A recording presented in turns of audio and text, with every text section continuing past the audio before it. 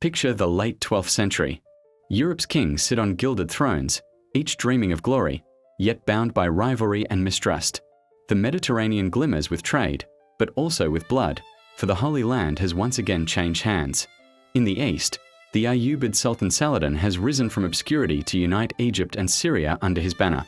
Brilliant, patient, and devout, he is unlike any Muslim leader the Crusaders have faced before. And in 1187, he achieved the impossible, crushing the Crusader army at the Battle of Hattin, capturing the relic of the true cross, and reclaiming Jerusalem itself. News of Jerusalem's fall spread like wildfire. Chroniclers wrote of entire churches collapsing in grief, of kings and peasants alike tearing their garments in mourning. Pope Gregory VIII wasted no time. He issued a thunderous bull, Audita Tremendi, calling upon Christendom to rise once more. The Third Crusade had begun. But this would not be just any crusade. It would be a clash led by the mightiest rulers of Europe themselves. Frederick I Barbarossa, Holy Roman Emperor, 70 years old yet still a giant of war, determined to prove that his empire could march across the world. Philip II Augustus, King of France, calculating, pragmatic, less interested in salvation than in political advantage. Richard I of England, the Lionheart, fiery, fearless, already legendary for his courage and ambition. Never before had such a cast of monarchs converged on a single holy war. And waiting for them in the east was Saladin, the Sultan who had become a living legend. The Third Crusade, fought between 1189 and 1192, would decide not only the fate of Jerusalem, but also the balance of power between Christendom and Islam for generations to come. The first to answer the Pope's call was Frederick Barbarossa. For decades he had ruled the sprawling Holy Roman Empire, from the icy Alps to the plains of Saxony, a realm too vast and too fractious for any one man to fully control. But Barbarossa was no ordinary ruler. A red-bearded titan, he had faced down popes, crushed rebellious dukes, and marched against Italy more than once. When word of Jerusalem's fall reached him, Barbarossa, now in his 70s, did not hesitate. Some may have thought him too old, but in his mind, this was destiny. He would not end his reign as a passive witness to Christendom's greatest humiliation. He would end it as its savior. In May 1189, Barbarossa set out with an enormous host. Some chronicles claim 100,000 men. His journey was a campaign in itself. The Byzantine Emperor, Isaac II Angelos, feared the German horde crossing his territory. Tensions flared, cities barred their gates, supplies were withheld, and Frederick's men had to fight their way through. But Barbarossa's iron will pushed them on. When they reached the Seljuk lands of Anatolia, the Germans faced ambushes, heat, and hunger. Yet still they marched, defeating Turkish forces at the Battle of Iconium in May 1190. For a moment, it seemed the old emperor would indeed lead Christendom back to Jerusalem. Then fate struck. On June 10, 1190, while crossing the Salif River in modern-day Turkey, Frederick was swept away by the current and drowned. His army froze in shock. Chroniclers describe men breaking down in tears, for their leader had been their anchor. Some tried to carry his body preserved in vinegar, but disease forced them to abandon the remains. Leaderless, thousands of Germans deserted, returning home in despair. Only a fraction of the once mighty host stumbled on to the Holy Land. Frederick Barbarossa's death was the first tragedy of the Third Crusade. His passing left the weight of the war on the shoulders of two younger, volatile kings, Richard of England and Philip of France. If Barbarossa embodied the ancient authority of the empire, Richard and Philip represented a newer generation of monarchs, ambitious, brilliant, but bound by rivalry. Richard I had been crowned King of England in 1189, though he spent little time in his own kingdom. His heart burned for war and adventure, and the crusade offered the perfect stage for both. To fund his expedition, Richard drained his treasury, imposed the notorious Saladin tithe across England and Normandy, and even quipped, "I would sell London itself if I could find a buyer." Philip II Augustus, in contrast, was a cautious statesman. He cared less for the salvation of Jerusalem than for balancing power in Europe. He and Richard had been allies once. Both were vassals of the French crown, yet Richard's vast Angevin empire stretched from Scotland to the Pyrenees, dwarfing Philip's own holdings. Their partnership on crusade was a fragile truce between natural enemies. In September 1190, both kings set sail separately for the Mediterranean. Their fleets converged in Sicily, where tensions quickly flared. The island was ruled by Tancred of Lecce, who had seized the throne after the death of King William II. Richard's sister, Joanna, widow of William, had been imprisoned by Tancred. Richard demanded her release and a proper dowry. He stormed Messina with English forces, forcing Tancred to negotiate. Philip, watching Richard's aggression, grew wary. Wintering in Sicily, the Crusader armies grew restless. By spring, Richard had secured Joanna's freedom, collected supplies, and prepared to sail east. Philip followed, but his resentment deepened. As if rivalry with Philip were not enough, Richard's own journey was soon struck by disaster. A violent storm scattered his fleet. Some ships crashed upon the shores of Cyprus, where their crews were captured by the island's ruler, Isaac Komnenos. Richard responded with typical ferocity. He invaded Cyprus, crushing Isaac's resistance within weeks. Chronicles tell us that Isaac was bound in silver chains. Richard had promised not to place him in iron ones. The conquest was swift, brutal, and profitable. Cyprus would remain in Crusader hands for centuries, becoming a vital base of operations in the eastern Mediterranean. Philip, once again, watched Richard's rising glory with frustration. By the summer of 1191, the great crusading monarchs had finally gathered in Levant. Acre, the key port city of the Kingdom of Jerusalem, had been under siege since 1189. Saladin's forces surrounded the city from the outside, while Crusaders battered it from within. It was a desperate stalemate, dragging on month after month, filled with hunger, disease, and slaughter. Into this storm sailed Richard the Lionheart and Philip Augustus. Their arrival electrified the weary Crusaders. Trumpets blared, banners snapped in the wind, and for the first time in years, it seemed Christendom might strike back with the full fury of its kings. But unity was fragile. The death of Queen Sibylla of Jerusalem had left the throne contested. Her husband, Guy of Lusignan, clung to power, while Conrad of Montferrat, a brilliant commander who had defended Tyre against Saladin, pressed his rival claim. Richard supported Guy, Philip supported Conrad. Even before the battle was joined, the seeds of division were sown. Still, the task at hand was clear. The city of Acre must fall. And so, with the kings of France and England now in command, the greatest siege of the age entered its final, bloody act. When Richard and Philip arrived in the summer of 1191, the siege of Acre had already dragged on for nearly 2 years. Imagine it. Thousands of men camped in a foul, disease-ridden plain between the walls of Acre and the encircling army of Saladin. The Crusaders were caught in a deadly trap, attacking the city yet constantly under attack themselves from outside. Food was scarce, water fouled, and disease spread through the camps like fire. Chroniclers describe rotting corpses left unburied, swarms of flies, the stench of sickness so thick that men gagged in their tents. Knights from across Europe had marched thousands of miles only to collapse from dysentery or starve to death within sight of Acre's walls. And yet, hope returned when the kings arrived. Richard's fleet brought siege engines, supplies, and fresh soldiers. Philip brought his disciplined French knights. Their presence transformed the Crusader camp. Now, instead of ragged survivors, the besiegers became an organized army, led by 2 of Europe's most powerful monarchs. The assault began in earnest. Siege towers rolled forward, mangonels hurled stones, and miners dug beneath the walls. Inside Acre, Saladin's garrison fought back with equal ferocity, while outside, the Sultan himself harassed the Crusader lines. For weeks, the battlefield was a chaos of smoke, dust, and blood. Richard, despite falling gravely ill with fever, possibly malaria, was carried on a stretcher to oversee the attacks. His booming voice urged men on even as he could barely lift his sword. Philip directed engineers to batter the city's defenses day and night. Under such relentless pressure, Acre's walls began to crumble. Finally, on July 12, 1191, the defenders surrendered. After 2 long years, Acre fell. The capture of Acre was a triumph, yet it immediately sowed discord. Saladin had agreed that the garrison would be spared if the city surrendered. But when the terms were disputed, Richard ordered the execution of approximately 2,700 Muslim prisoners outside the city walls. The massacre at Ayadia horrified Muslim chroniclers and hardened Saladin's resolve. It also revealed Richard's ruthless streak. He was not only a warrior but also a master of psychological warfare. Meanwhile, victory raised the question: who would rule the kingdom of Jerusalem? The old queen, Sibylla, had died the year before. Her widower, Guy of Lusignan, was weak and unpopular, but he had Richard's support. Philip, on the other hand, backed Conrad of Montferrat, who had proven his valor in defending Tyre against Saladin. Tempers flared.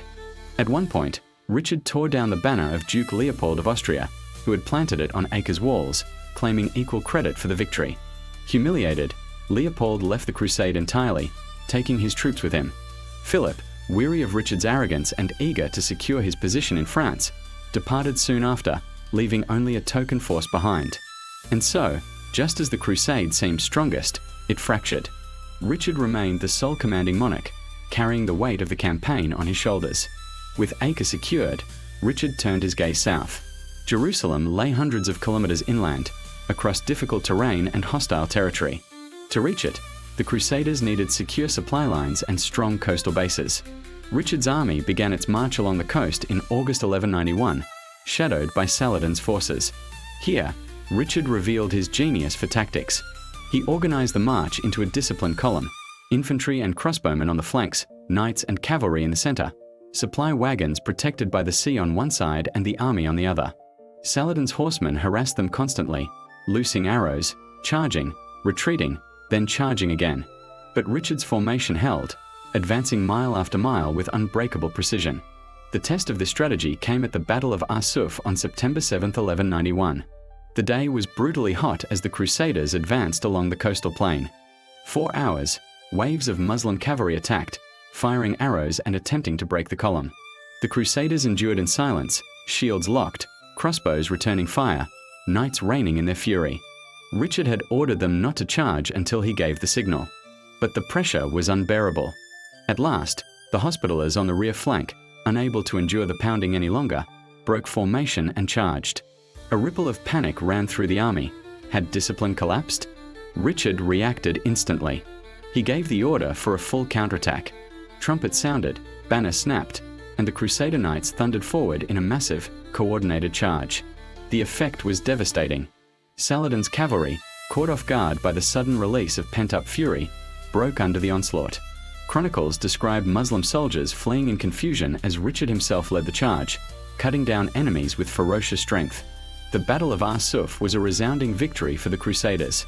It shattered Saladin's aura of invincibility and secured the coastal road as far as Jaffa. Richard's reputation soared. Even Muslim chroniclers, though his enemies, praised his courage and leadership. But the road to Jerusalem was still long. Even in victory, the Crusaders were divided. Guy of Lusignan clung to his claim to the throne of Jerusalem, but Conrad of Montferrat continued to gather support. Richard and Philip's feud echoed across the army, undermining unity at every turn. Meanwhile, Saladin, though defeated at Arsuf, remained a formidable opponent. He retreated strategically, conserving his forces, fortifying Jerusalem, and launching raids to harass the Crusaders' supply lines. The war had become not just a clash of swords, but a contest of endurance, will, and politics. By the end of 1191, Richard had secured the coast, but Jerusalem still loomed beyond the hills. The greatest test was yet to come. Marched to Jaffa with Acre secured and Saladin shaken by defeat at Arsuf, Richard now turned south toward Jaffa. This coastal city was the last vital link in the supply chain before the army could attempt the final push inland toward Jerusalem. The march was grueling. The coastal plain shimmered with heat, and Saladin's riders never ceased their harassment. Day after day, the Muslim cavalry attacked, showering arrows, darting in and out like swarms of hornets. Yet Richard's disciplined formation, infantry shields on the flanks, knights held in reserve, the fleet shadowing the army from the sea, kept the Crusaders safe. Jaffa fell into Crusader hands in November 1191, almost without resistance. For the first time in years, the Crusaders held a secure coastal corridor stretching from Acre in the north to Jaffa in the south. It was a monumental achievement. The road to Jerusalem was open, but seizing Jerusalem itself would prove far more complicated. The dream of Jerusalem by December 1191, Richard led his army inland toward the Holy City. The winter rains drenched the army, soaking clothes and rotting supplies. Mud clung to every step. Men shivered at night under leaking tents, dreaming of the sacred prize that lay just over the hills. From a ridge near Beit Nuba, only 12 miles from Jerusalem, Richard and his commanders could see the faint glimmer of the holy city's walls in the distance. Chroniclers tell us the Crusaders knelt in the mud, tears streaming down their faces as they gazed at Jerusalem for the first time. Some knights wept openly, crying that they had fulfilled their vow merely by laying eyes on it. But Richard was no dreamer. He was a strategist. He knew the city's defenses were formidable. Saladin had stripped the surrounding countryside of food and destroyed wells to deny supplies. The winter weather made sieges nearly impossible. and intelligence reports warned that Saladin's army, though battered, still numbered in the tens of thousands. Richard faced a terrible decision: strike at Jerusalem and risk disaster, or withdraw to preserve his forces. In council, opinions were divided. Many knights urged an immediate assault, driven by zeal. But Richard, calculating the logistics, argued that even if they captured the city, they could never hold it against Saladin's counterattack. With heavy hearts, the Crusaders turned back. The first march to Jerusalem ended without a single blow against its walls. The massacre at Ayadia earlier, in August 1191, after Acre's surrender, Richard had made one of the most infamous decisions of the Crusade.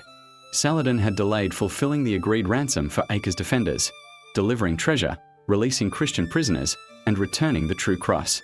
Impatient and determined to force Saladin's hand, Richard ordered the execution of nearly 2,700 Muslim prisoners outside the city. The victims were marched to a field and systematically put to the sword. Chroniclers record that Richard himself may have overseen the grim work, though likely he did not strike the blows. The massacre horrified Muslim observers. Saladin, enraged, retaliated by slaughtering hundreds of Christian captives in return.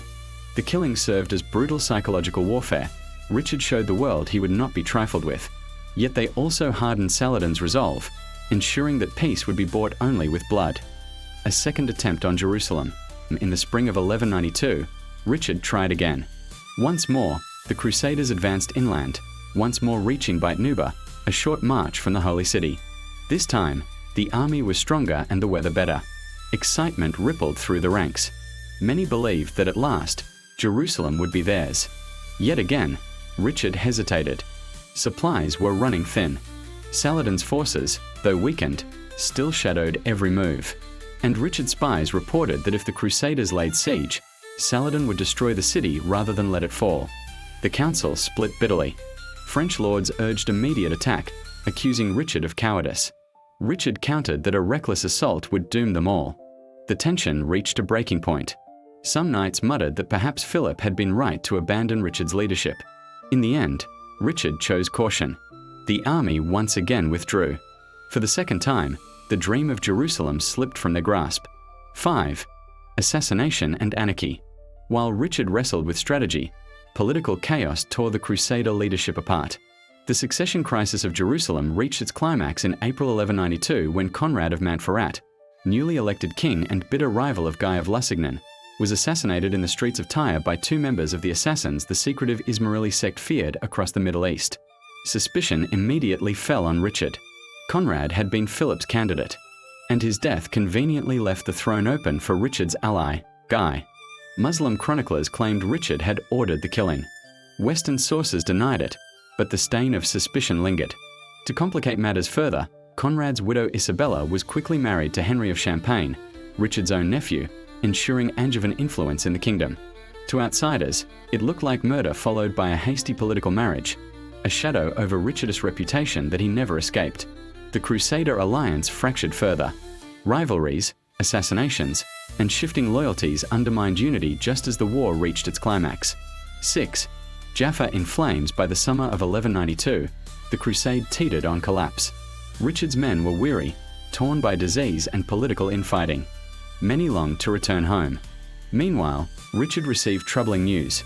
His brother John and Philip of France were plotting against him in Europe. The Lionheart could not remain in the east forever. Sensing weakness, Saladin struck. In July 1192, his forces launched a surprise attack on Jaffa, storming the city and nearly overwhelming its garrison. Panic spread. If Jaffa fell, the Crusaders would lose their foothold, and Jerusalem would be safe forever. Richard, though preparing to depart, reacted with characteristic speed. Gathering a small force of knights and rushing aboard ships, he sailed south and landed directly on the beaches outside Jaffa. What followed was one of his most daring feats. With only a few hundred men, Richard charged straight into Saladin's troops. Chroniclers describe him in shining armor, cutting a path through the enemy with sword in hand, rallying his knights around him. The sudden ferocity stunned Saladin's army, which faltered and fell back. Against all odds, Jaffa was saved. It was Richard at his finest, reckless, fearless, brilliant. Even Saladin is said to have marveled at his courage. But Richard knew the truth. He could win battles, but not the war. The march that could not be after the dramatic defense of Jaffa in July 1192 Richard's army remained poised on the coastal plain, tantalizingly close to Jerusalem. The city lay a mere day's march inland, yet it seemed to recede further with each passing decision. Richard convened his council of war. His knights were restless, their swords itched to strike the holy city. But Richard, weighing the facts, knew that an assault on Jerusalem was almost certainly doomed. The city was heavily fortified, its walls repaired by Saladin's engineers, its defenders numerous and determined. Supply lines were stretched thin, siege engines limited, and his army, though courageous, was exhausted after years of campaigning. Chroniclers describe the scene vividly. Knights and foot soldiers crouched on the mud-streaked plains, banners tattered, faces streaked with grime and sweat, as their king deliberated whether to risk everything for Jerusalem or preserve the army for the truce he knew he would ultimately have to negotiate. Richard chose pragmatism over glory. The army would not assault the city. For the second time, the dream of Jerusalem would slip from the Crusaders' grasp. Diplomacy amid war with military options exhausted, Richard turned to diplomacy. The Sultan Saladin, though repeatedly bested in battle, was still undefeated in the broader strategic sense. He controlled Jerusalem and much of the surrounding countryside, and he knew that the Crusaders could never maintain a long-term occupation of the city without reinforcements. In early September 1192, the two leaders negotiated the Treaty of Jaffa. The agreement was a masterclass in pragmatic compromise. Jerusalem would remain under Muslim control. Unarmed Christian pilgrims would be allowed to visit the city safely. The Crusaders would retain a narrow coastal strip, from Tyre to Jaffa, maintaining access to ports and supply lines. A 3-year truce would govern the surrounding lands, establishing a fragile peace. The treaty was a bitter pill for many Crusaders.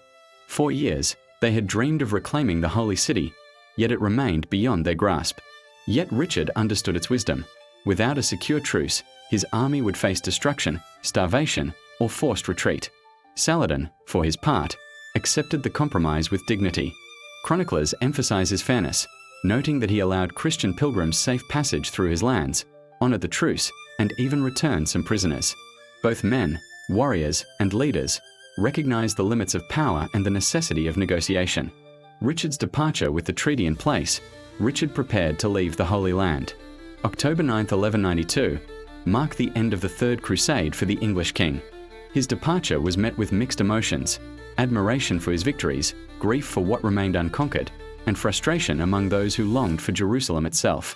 Richard left behind garrisons along the coast to maintain control over the newly secured territories.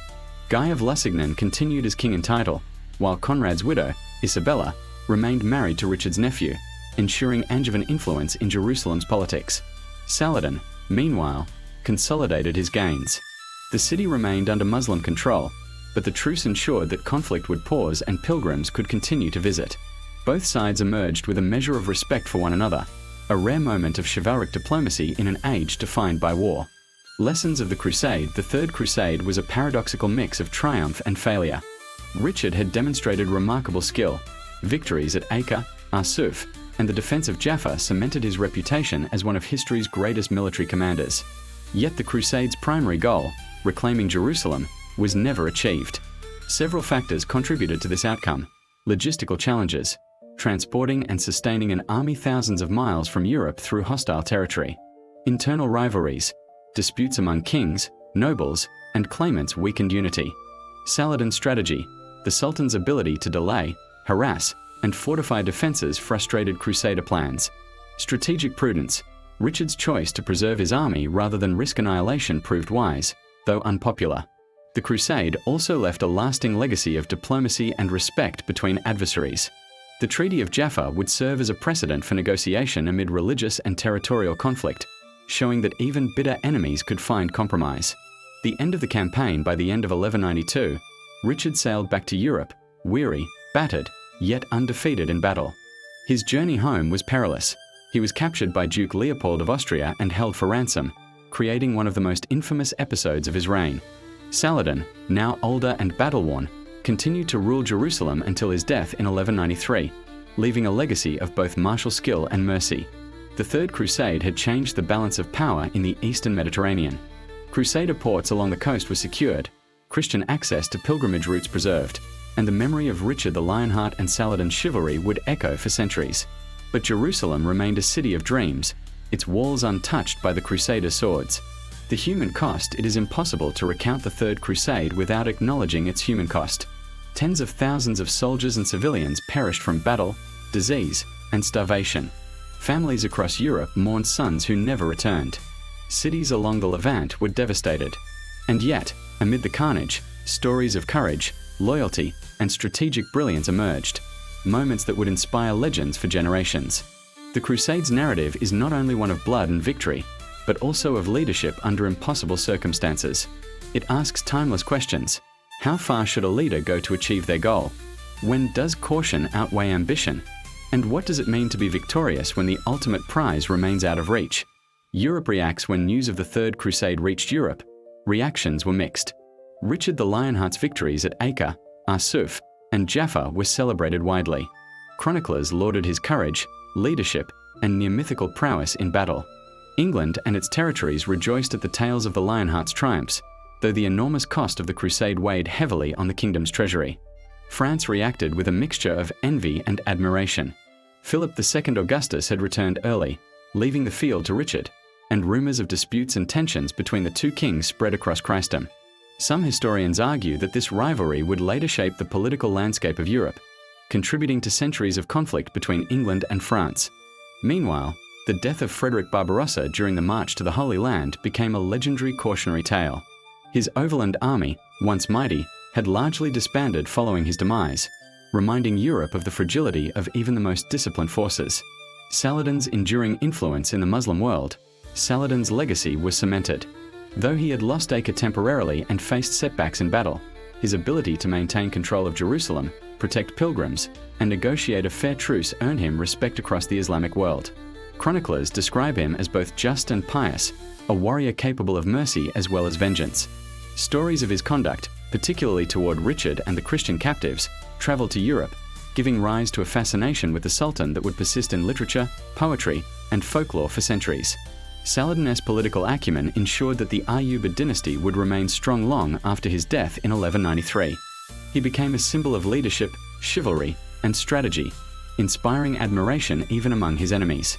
The Treaty of Jaffa, a fragile peace. The treaty that ended the crusade ensured Christian access to Jerusalem while leaving the city under Muslim control. Coastal strongholds secured supply lines and maintained a Christian presence in the region. While the treaty was only temporary, it demonstrated a pragmatic approach rarely seen in medieval warfare. Both sides recognized the limits of their power, and the agreement reflected mutual respect between Richard and Saladin, a remarkable occurrence in an age dominated by religious and territorial conflict. Yet the treaty was fragile.